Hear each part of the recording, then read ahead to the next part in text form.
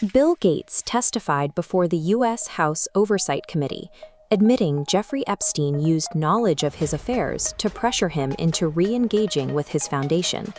At the same time, U.S. consumer inflation has hit 4.2%, a surge driven by naval strikes and the disruption of physical energy supply chains in the Middle East.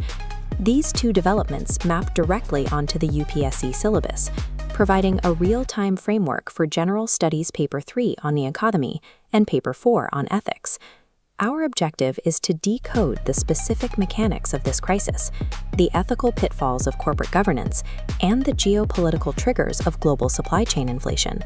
Mastering these events provides the interlinked thinking necessary for the mains exam, connecting the dots between private morality, international trade routes, and Indian regulatory frameworks. The U.S. House Oversight Committee is currently investigating federal mismanagement in the Jeffrey Epstein case, specifically focusing on his ties to influential figures in finance and business. During his testimony, Gates admitted that Epstein used information about his private infidelities, layered with additional lies, to blackmail him. Epstein utilized this leverage to pressure Gates back into a relationship, attempting to use the credibility of a multi-billion-dollar philanthropic foundation to his own advantage. Simultaneously, macroeconomic data released in June 2026 shows U.S. consumer inflation hitting its fastest pace in 3 years. President Donald Trump has framed this 4.2% increase as a temporary byproduct of the Iran war, stating that he loves the data because it reflects the costs of a successful military detour. The price surge follows a secret U.S. operation to move 100 million barrels of oil through the Strait of Hormuz to secure energy supplies during the conflict. These developments reveal how massive global systems, whether philanthropic organizations or international trade routes, are vulnerable to individual leverage and geopolitical friction. The economic pressure originates at a microgeographic choke point, the Strait of Hormuz, situated between Oman and the Iranian coastline. This narrow waterway serves as the primary gateway for oil tankers traveling from the Persian Gulf out into the Arabian Sea.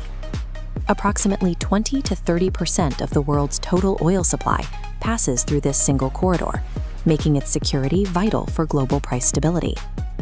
Military strikes in this region directly threaten shipping lanes, creating an immediate energy bottleneck that triggers a cost-push inflation cycle. This flowchart maps the sequential variables of that cycle. A conflict creates a supply shock, which leads to higher freight costs, eventually raising the consumer price index. The process begins when a core raw material, such as oil, becomes scarce due to a sudden supply shock. Because energy is a primary input for almost all industrial sectors, this shock drives up global production and logistics costs simultaneously. Manufacturers eventually pass these compounded costs to the end consumer, resulting in the inflation we see at the retail level. This model explains the 4.2% inflation spike reported in the latest U.S. government data. A microgeographic disruption in the Middle East dictates the cost of living and macroeconomic stability for households globally. The investigative powers of the U.S. House Oversight Committee share common ground with Indian parliamentary committees, which operate under Article 105 of the Constitution to ensure accountability.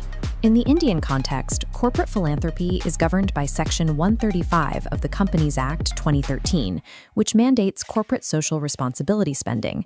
This leads to a central ethical question. When does a leader's private moral failure functionally compromise the integrity of a public philanthropic institution? We analyze this through the Nolan principles of public life, which serve as the ethical standard for leadership and governance. For your mains answers, use the mnemonic OIOA-OHL to recall the 7 principles: objectivity, integrity, openness, accountability, others, honesty, and leadership. Jeffrey Epstein systematically accessed the highest echelons of power, creating ethical traps for influential leaders and billionaires alike. Under the principle of integrity, leaders must not place themselves under any obligation to individuals who might seek to influence them inappropriately. By maintaining a relationship with a known offender, Gates failed to maintain the necessary ethical distance, creating a vulnerability that Epstein exploited through blackmail.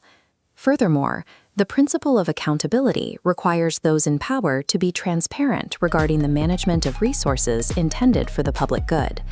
Founder-led foundations are particularly susceptible to these failures, as the concentration of power often lacks the independent oversight needed to remove a compromised leader. Institutional credibility is inseparable from the conduct of its leadership. Once integrity is compromised, the foundation's public mission is functionally weakened. Consider this GS Paper 4 prediction. Analyze the ethical responsibilities of corporate leaders managing philanthropic foundations. A model introduction should clearly define corporate governance and identify public trust as the primary asset of any philanthropic organization. In the body, discuss the dynamics of untaxed wealth and use the Gates-Epstein case to illustrate how compromised integrity leads to institutional blackmail. Your conclusion should advocate for independent oversight and strict adherence to the Nolan principles to protect foundations from individual personal liabilities. For a GS Paper 3 prelims practice question, identify the countries bordering the Strait of Hormuz. The correct answer is Iran and Oman. Similarly, the disruption in the Strait of Hormuz emphasizes the strategic importance of energy independence during global supply shocks. This energy security is the core purpose of India's strategic petroleum reserves, designed to buffer the domestic economy from international oil volatility. Which framework, ethics and corporate governance or supply chain economics, did you find most useful for your mains preparation? Let us know in the comments. Administrative capability depends on identifying the structural links between private ethics, global geography, and national security.